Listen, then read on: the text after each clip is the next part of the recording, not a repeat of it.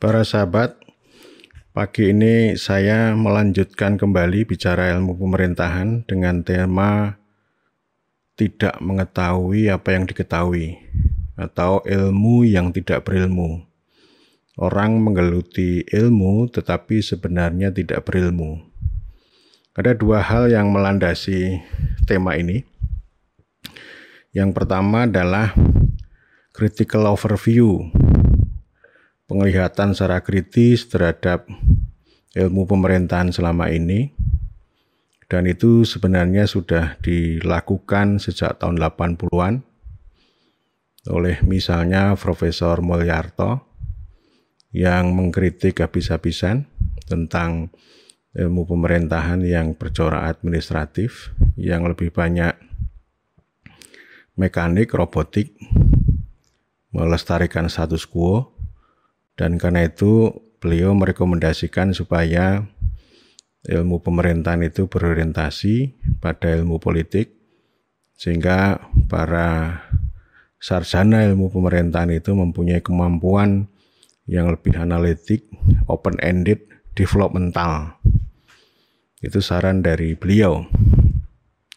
Dan ini terus kami lakukan.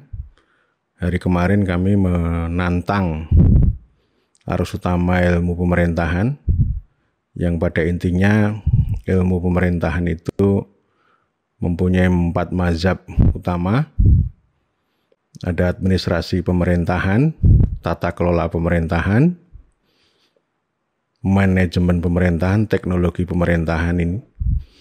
Ini yang semua ini adalah pengetahuan yang mekanis, robotik, dan itu termasuk ilmu yang tidak berilmu atau ilmu yang tidak mengetahui terhadap apa yang diketahui. Alasan kedua, kami pimpinan Sekolah Tinggi Pembangunan Masyarakat Desa PMD hari kemarin tanggal 27 Agustus berbincang-bincang dengan Profesor Nasruddin Harahap yang sudah 2 tahun bergabung dengan APMD, terutama menjadi dosen senior di program studi ilmu pemerintahan. Selama 2 tahun beliau melakukan refleksi secara menarik bahwa bergaul atau mendidik anak-anak pinggiran, entah yang dari NTT, dari Papua, atau dari Kalimantan Barat itu sungguh membuat hidup beliau itu menjadi lebih hidup. Beliau bilang bahwa ada perspektif yang kami peroleh. Perspektif baru, perspektif lain ketika berhubungan dengan orang-orang pinggiran. Dan karena itu ada tantangan untuk melihat perspektif yang lebih beragam dalam dunia pendidikan, dunia keilmuan. Yang tentu berbeda dengan pengalaman beliau selama puluhan tahun menjadi dosen, menjadi guru besar. Dan satu hal yang beliau sampaikan adalah motivasi kepada mahasiswa. Beliau selalu bilang pada mahasiswa bahwa yang membuat kalian itu akan menjadi orang itu bukan selembar kertas ijazah, tapi ilmu. Ilmu itu membuat mahasiswa menjadi orang. Ini poin penting, dan kita semua tahu bahwa kemajuan peradaban, martabat itu bisa disokong oleh ilmu. Kalau ilmunya robotik, ilmunya mekanis, ya mungkin bisa saja membuat orang menjadi terampil, menjadi bisa kaya juga, karena punya keterampilan teknologi pemerintahan, bisa saja dia menjadi kaya, bekerja di sektor-sektor yang membutuhkan teknologi pemerintahan, mengerti tentang digitalisasi, kaya gitu. Tapi barangkali hanya untuk dirinya sendiri. Merujuk pada Soekarno, ya ilmu harus amaliyah, harus bisa menyumbangkan kepada rakyat, kepada bangsa, kepada negara. Dan amaliyah harus ilmiah. Jadi ini kembali lagi kepada persoalan aksiologi. Ilmu pemerintahan itu harus mempunyai 3 aksiologi. Aksiologi teleologis, ini ada idealisme besar untuk pemerintahan, untuk negara, untuk bangsa, untuk masyarakat, untuk rakyat.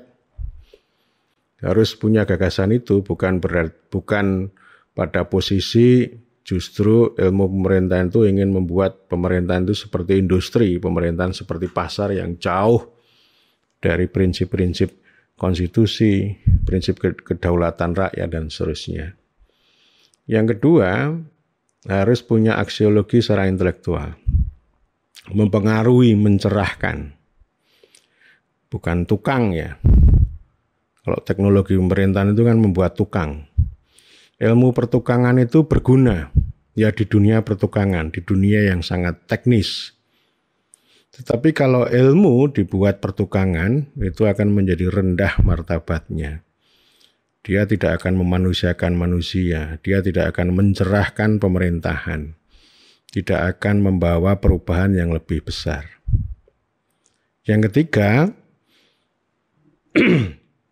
adalah aksiologi pedagogis. Ini orientasinya adalah untuk mobilitas sosial.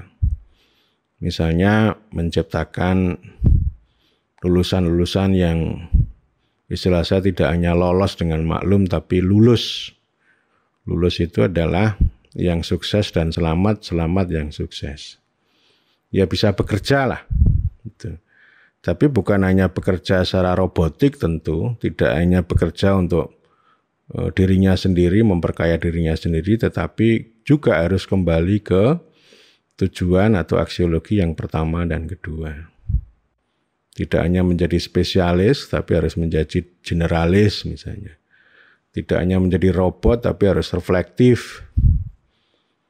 Tidak hanya menjadi pencari nafkah, tapi juga harus mengabdi pada kepentingan orang banyak. Itu 2 hal yang melandasi saya bicara pada tema ini. Dan saya mau menyampaikan beberapa poin tentang ilmu pemerintahan yang tidak mengetahui terhadap apa yang diketahui. Sebagai dasar saya ingin mengatakan bahwa ilmu pemerintahan pada hari ini pada posisi itu tidak mengetahui apa yang diketahui. Sebaliknya ilmu politik itu mengetahui yang tidak diketahui.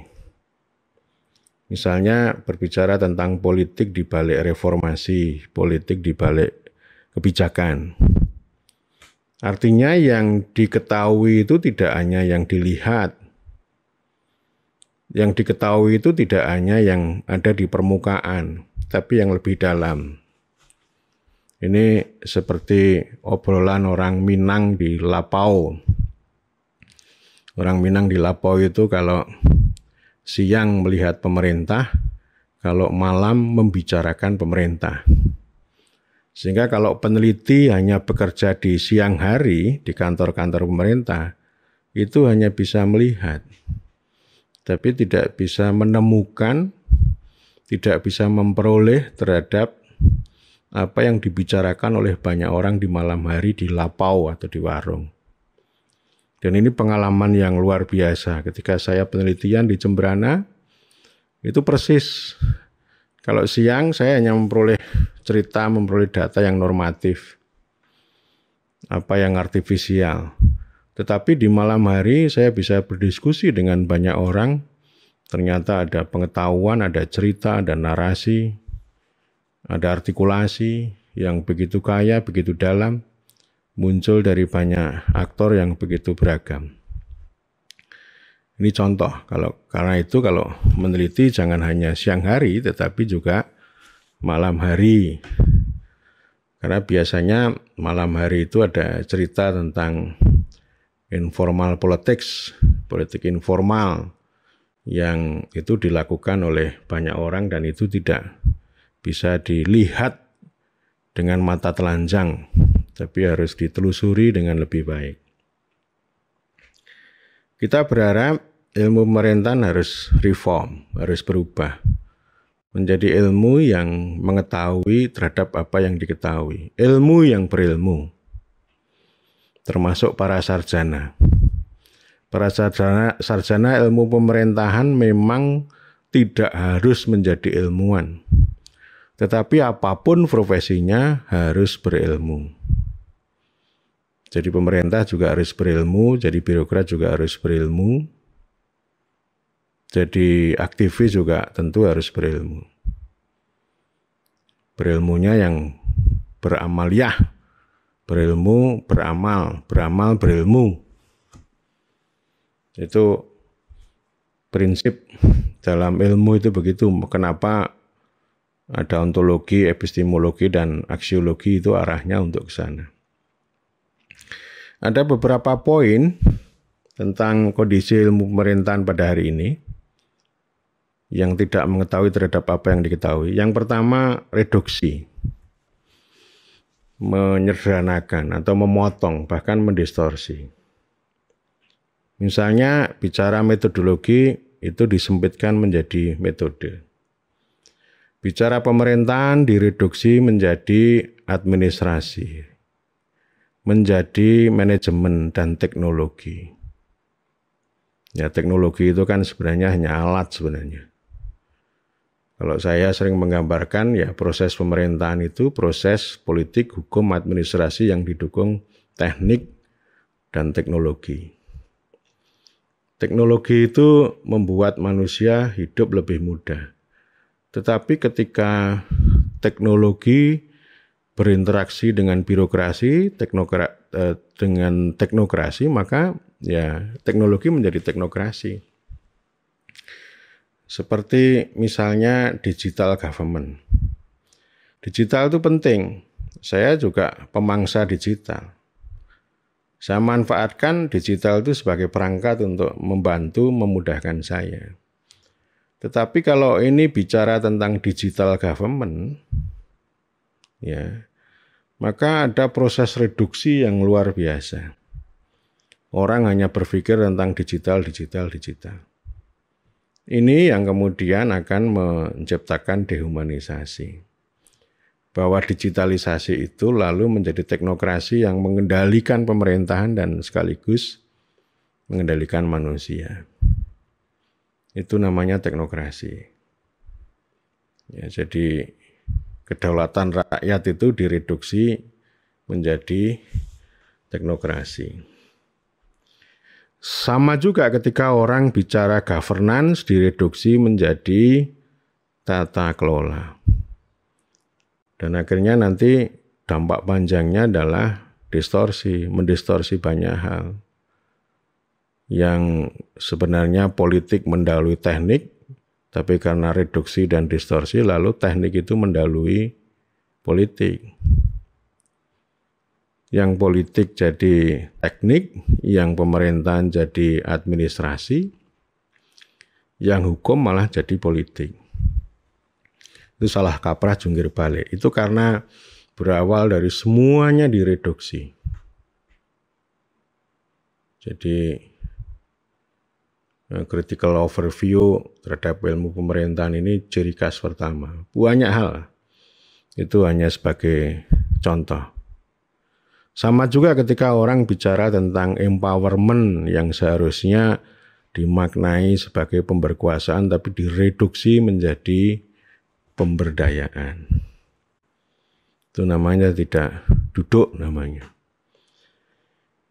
Yang kedua, kurang elaborasi dan imajinasi. Barangkali ada banyak konsep yang diproduksi atau diimpor setiap hari. Tetapi tidak mengalami elaborasi dan imajinasi yang lebih dalam, lebih bermakna. Contoh ya, saya sering mendengar uraian orang tentang ilmu pemerintahan itu apa ya, multidisiplin, interdisiplin gitu. Itu ngomongnya itu. Tapi ujung-ujungnya enggak multi, enggak inter, mono gitu. Jadi misalnya ya itu berkaitan dengan reduksi. Jadi ngomong ilmu pemerintahan adalah ilmu yang multidisiplin dan sebagainya, tetapi ujungnya melihat pemerintahan sebagai objek dengan manajemen ekonomi. Itu contoh ya, bisa saja ini namanya kontradiksi. Government 4.0. Ya. Ini maksudnya apa ini? Tidak dielaborasi dengan baik. Ya. Jadi ada banyak hal nanti suka dengan konsep-konsep yang textbook, open government, good governance itu. Ya elaborasinya begitu dan itu hanya indikatorisasi saja. Sehingga ini menjadi sangat lemah. Kalau mau berilmu itu ya dielaborasi lah semua hal. Apa yang diomongkan itu. Konsep-konsep kunci yang disajikan itu dielaborasi lalu ada imajinasi atau diberikan ilustrasi yang memadai. Tidak hanya ngomong konsep ini, apalagi ya contohnya. Ada banyak hal ya, nanti lain kali saya sampaikan. Tapi itu yang sering terjadi ya. Multidisiplin tapi mono. Padahal saya sudah membayangkan transdisiplin. Transdisiplin itu ilmu pemerintahan atau pemerintahan itu tidak hanya sebuah objek yang inklusif yang bisa dikaji oleh banyak sisi atau banyak perspektif secara multidisiplin, interdisiplin. Tetapi dia melompati bahwa pemerintahan itu juga harus bisa melihat, harus bisa menjelaskan, memahami terhadap fenomena manusia atau fenomena hajat hidup orang banyak. Itu yang kedua. Yang ketiga, hanya bisa membuat definisi tetapi kurang konseptualisasi. Itu rata-rata begitu, baik mahasiswa maupun guru besar. Misalnya membahas tentang local government. Ya, local government itu apa? Menurut ini, menurut itu, menurut si Suto, si Noyo, si Kancil gitu. Kemudian dibuat kesimpulan, lalu setelah itu diindikatorisasi. Ya, diturunkan menjadi indikator yang nanti digunakan untuk melihat.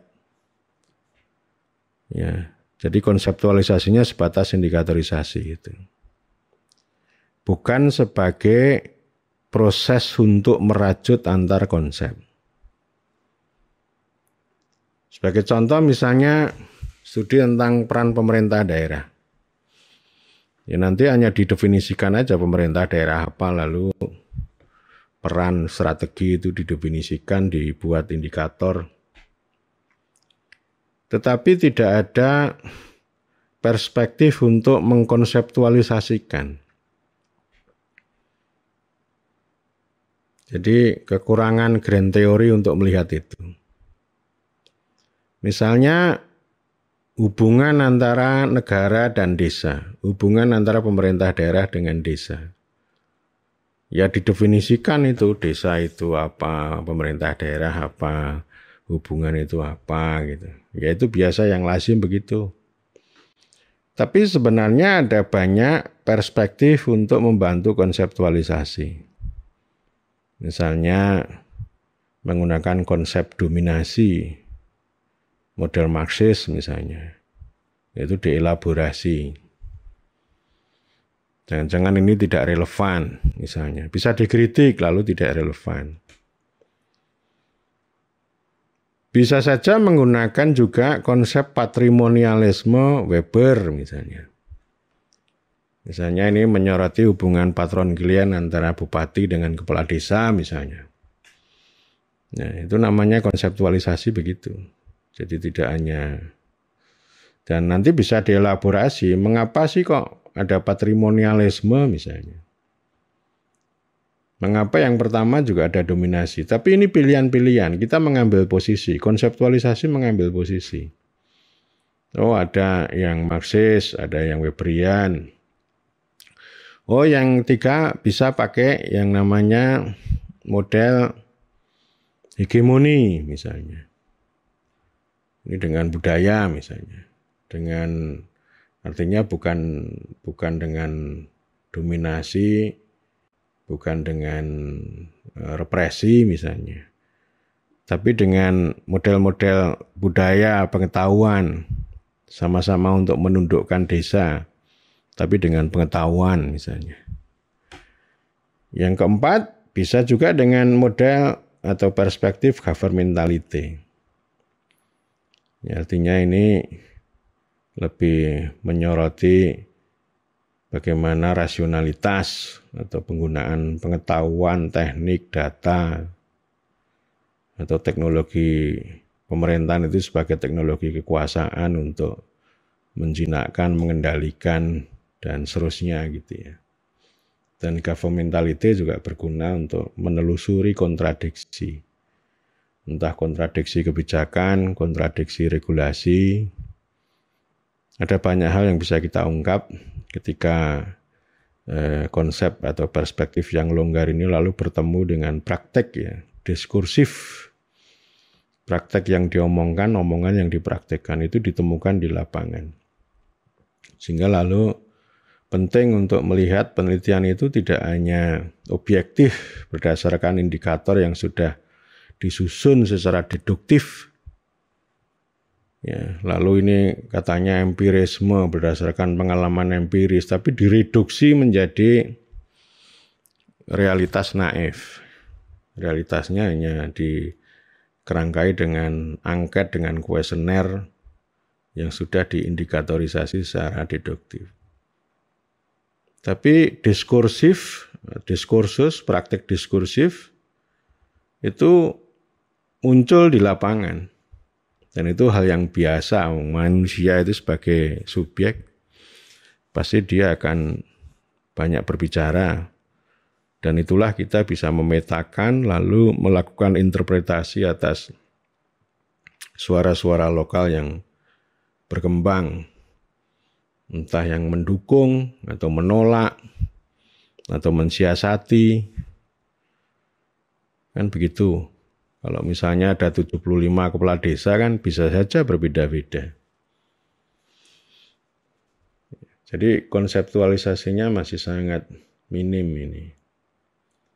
Definisi itu karya-karya ini banyak. Ya termasuk makalah-makalah itu ya. Ada banyak konsep tapi miskin konseptualisasi.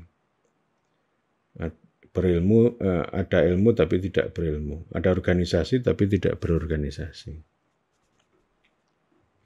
Yang keempat, latah. Kecanduan pada resep-resep barat. Kalau konsep itu hal yang biasa. Nah, konsep itu universal, tapi perlu dikontekstualisasikan. Tapi kalau resep beda. Resep itu misalnya open government itu resep. Good governance itu resep. Digital government itu resep. Ya, jadi itu diterima apa adanya, given katanya sebagai sesuatu yang canggih yang akan bisa membawa perubahan. Perubahan macam apa? Tidak mereka sikapi secara kritis dan tidak berpikir tentang konsekuensi. Jadi pokoknya ini ada digital ini bagus gini. Lalu nanti dilakukan studi tentang implementasi digital government, implementasi open government, implementasi good governance. Jadi nanti dibuat definisi, diukur, diindikatorisasi. Kalau sampai ke lapangan nggak sesuai dengan indikator itu lalu implementasinya jelek. Kan tidak begitu. Itu namanya ilmu yang dangkal. Ya. Dan oleh karena itu ini yang kelima, ilmu pemerintahan yang tidak mengetahui terhadap apa yang diketahui itu sempit, dangkal, kering. Ini penyakit luar biasa. Katanya multi, katanya inter gitu. Ada profesor yang terus-menerus bicara tentang legal formal. Misalnya, kering banget. Ngomong relasi negara dengan desa misalnya, legal formal. Ya, desain institusional. Lalu ngoceh di mana-mana ini, waduh ini apa namanya, ilmuwan yang tidak berilmu namanya. Jadi sempit, dangkal dan kering. Ini mengingatkan saya pada sebuah buku yang ditulis oleh Daron Acemoglu dan James Robinson ya. Ini dua orang ini produktif ini, sering nulis bersama, misalnya nulis buku tentang Why Nation Fail atau diterjemahkan dalam bahasa Indonesia Mengapa Negara Gagal. Yang terbaru dia menulis The Narrow Corridor. Koridor yang sempit. Ya. Jadi apa namanya? Ya itu berbicara tentang Leviathan, negara monster gitu. Yang menciptakan koridor yang sempit gitu. Nah ini juga gitu. Jadi terlalu sempit gitu. Terlalu dangkal, terlalu kering. Kering karena ya pendekatannya sangat administratif, manajerial gitu. Dan positivis. Positivis pasti kering, tidak menceritakan realisme secara lebih utuh. Ya, jadi ini kalau mau luas, kalau mau dalam, ya, kalau mau hidup, gitu ya. Jadi kalau kering itu lawannya hidup atau basah ya.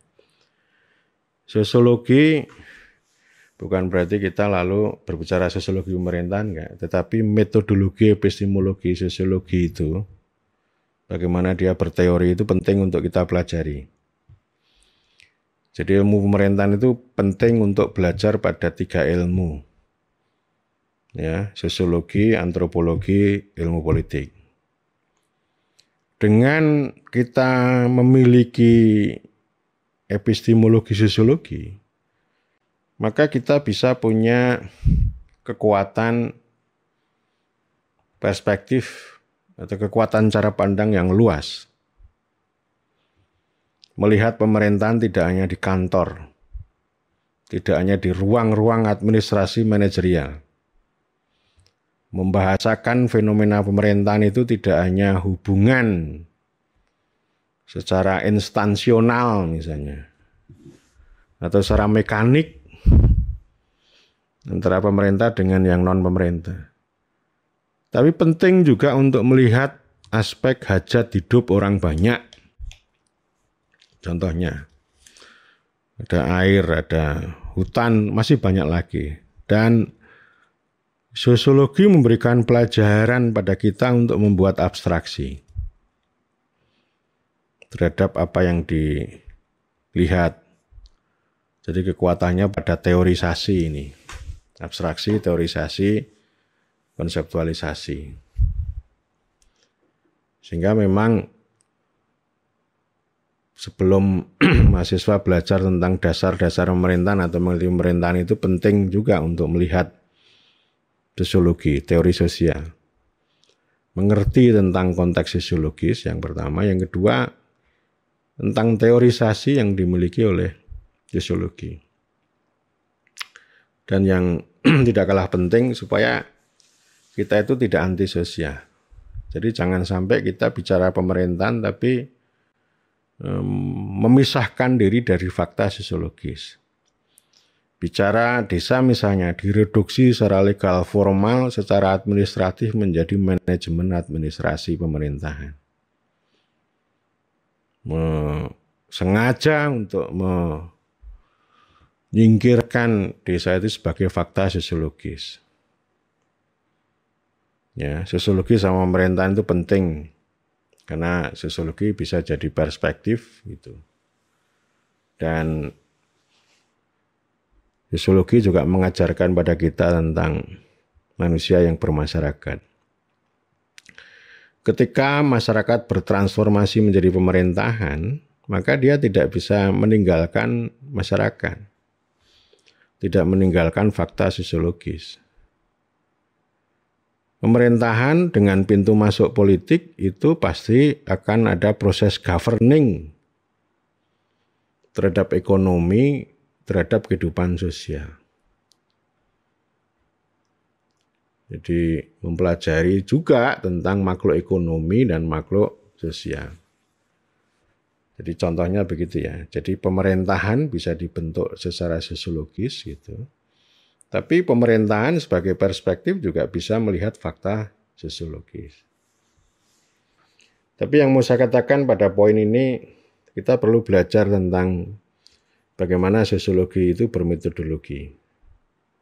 Paling tidak dengan sosiologi kita bisa mempelajari grand teori ya. Kalau kita mengerti grand teori itu kan ibarat orang naik gunung yang sampai di atas. Bisa melihat luas gitu. Meskipun tidak detail. Antropologi bisa kita pelajari dari sisi kedalaman. Meskipun tidak harus menjadi antropolog. Nanti repot juga kalau harus seperti antropolog meneliti bertahun-tahun, berbulan-bulan, baru kemudian bisa menghasilkan abstraksi gitu. Ya, tidak harus begitu. Tetapi yang poin penting dari antropologi itu menampilkan khasanah lokalnya itu, menghadirkan subjek lokal, pengetahuan lokal, dan ini tidak positivis. Mengajarkan banyak hal ini. Dan saya sangat suka dengan antropolog karena justru dengan para antropolog itu lalu menghadirkan penggunaan governmentality untuk melucuti praktek pemerintahan. Jadi Anda bisa membaca tentang penggunaan governmentality oleh para antropolog, mulai dari James Ferguson sampai dengan Tania Lee misalnya. Kita belajar di sana. Jadi supaya menarik lah. Kita ini lebih dalam lah, tidak mekanik, tidak robotik. Ya, kalau membuat menarasi data itu bukan data rest and peace dengan angka-angka yang artifisial, tapi data yang hidup karena itu ekspresi aktualisasi orang-orang yang bergelut dengan hajat hidup orang banyak. Kita belajar dari ilmu politik supaya tidak kering. Ya, ilmu pemerintahan kita sekarang ini kering banget itu. Ya, kering dalam pengertian ya itu hanya proses administrasi, proses perkantoran, proses kedinasan gitu. Istilahnya tadi ya, hanya membicarakan apa yang dilihat di siang hari tapi tidak membicarakan terhadap apa yang dibicarakan oleh pemerintah di malam hari. Jadi informal politics itu penting, tidak hanya politik formal yang ada di perkantoran. Tidak hanya di teks tapi juga konteks.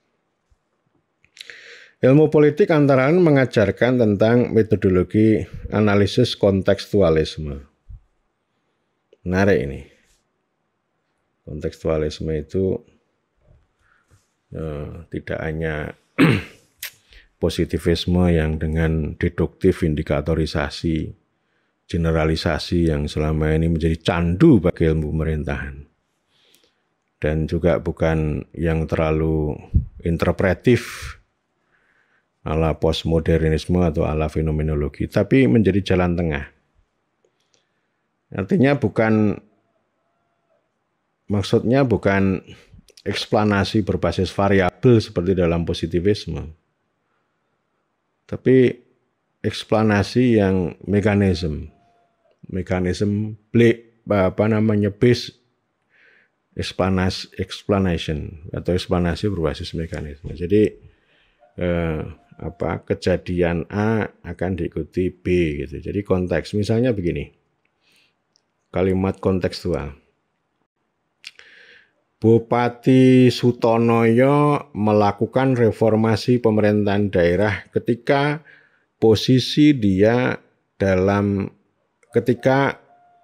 dia dalam posisi yang lemah secara politik.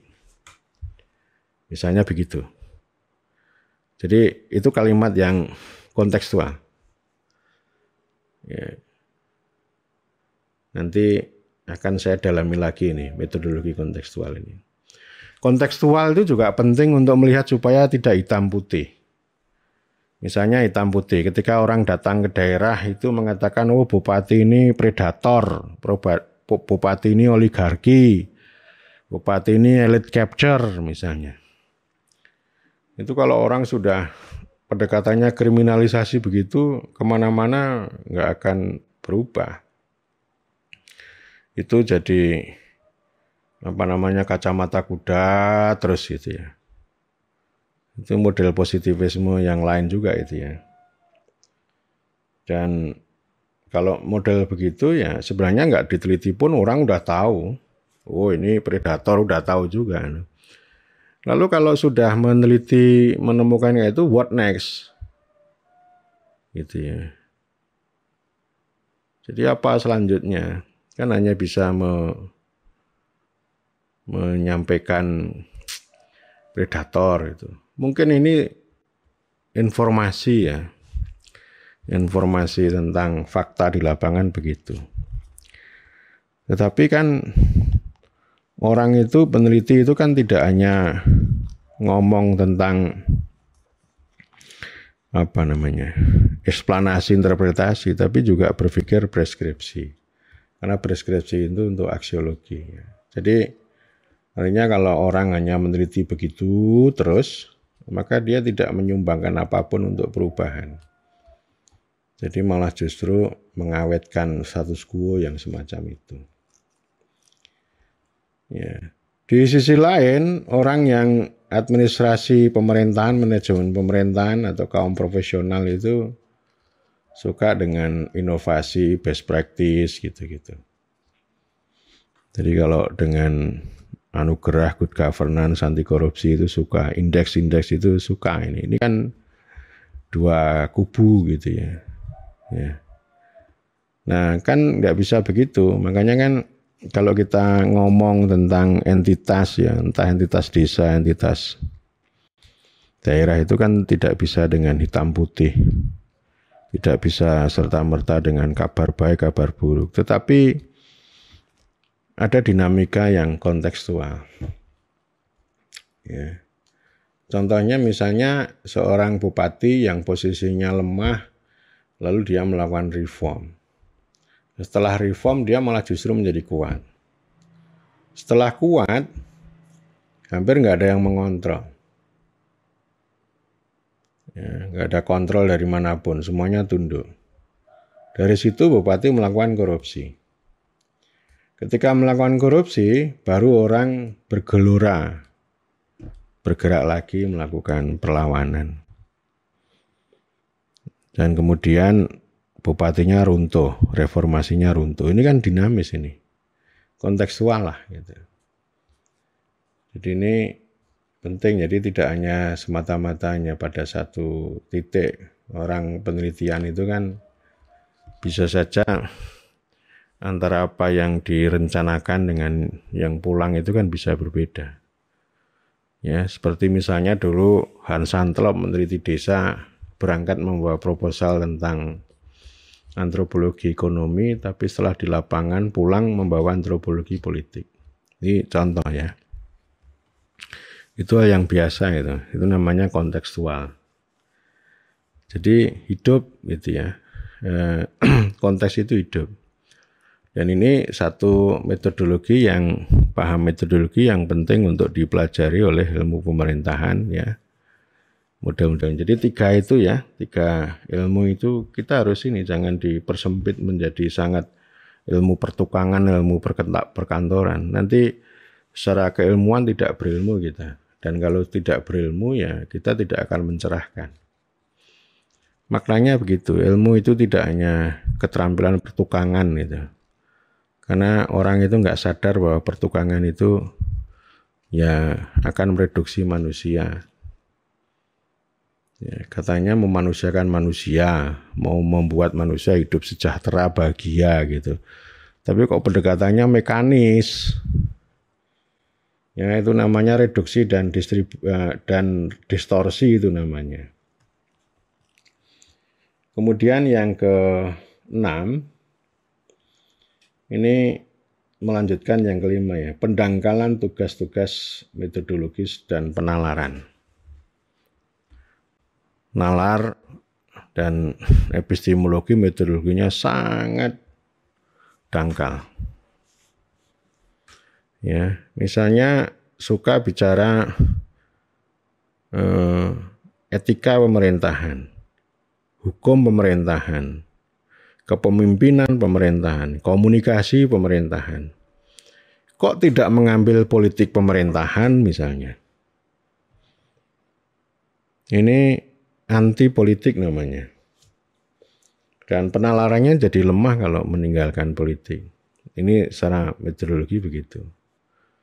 Ya, jadi ini banyak yang nggak nalar lah argumen-argumen yang dibangun oleh ilmu pemerintahan itu, sehingga tidak duduk. Ya. Metodologinya juga. Jadi secara umum kan tugas metodologi itu intinya kan kita membuat narasi. Kita melakukan studi itu kan membuat narasi. Ya narasinya kan ada deskripsi, ada eksplanasi, ada interpretasi, gitu. Dan ada preskripsi. Kadang-kadang orang itu membuat studi, membuat kalimat itu isinya preskripsi aja, misalnya. Jadi ke depan misalnya. Tapi deskripsi kurang. Deskripsinya pakai data mati, tidak sanggup membuat mapping dengan baik misalnya. Lalu tidak ada eksplanasi. Orang melakukan penelitian, pertanyaannya satu, bagaimana gitu. Ya.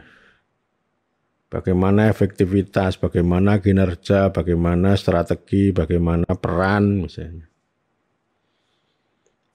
Bagaimana tata kelola. Semakin dangkal kita. Jadi tidak punya kemampuan untuk menjelaskan. Ya, jadi kalau saya melihat di tulisan-tulisan di jurnal itu, sekalipun yang ditulis oleh profesor itu, ya itu karena memang positivisme. Karena menurut positivisme itu kan yang bisa membuat teori katanya. Itu hanya profesor, yang masih mahasiswa nggak bisa membuat teori, nggak bisa membuat argumen. Dilarang itu. Itu namanya kolonisasi pengetahuan.